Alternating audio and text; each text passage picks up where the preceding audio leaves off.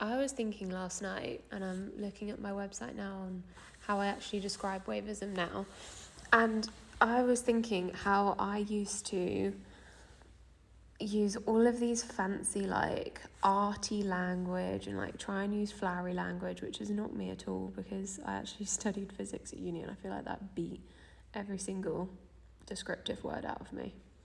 I literally red penned it out.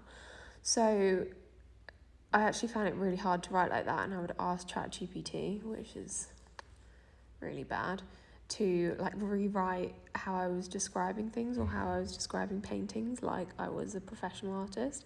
And I feel like that got me to a certain place. Like it was kind of a useful exercise, but at the same time I feel like as soon as you're going towards words like imbued, or like I definitely had that as a descriptor at some point, or portrayed, or something like that, I feel like you're getting too academic, and people, like if you're trying to sell your work, you're trying to get people to understand it, people are just like, what the hell is she talking about? And it just doesn't connect.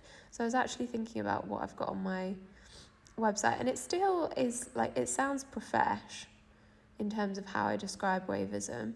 If you haven't heard of Wavism before, that's because it's new. I created it. Or more truthfully, it found me.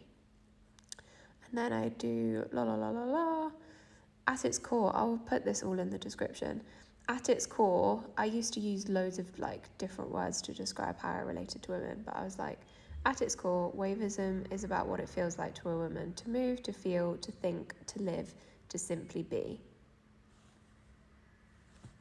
And I feel like people get that.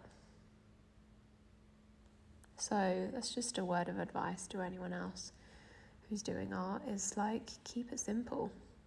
Stupid. I'm talking to myself there, but anyway, ciao.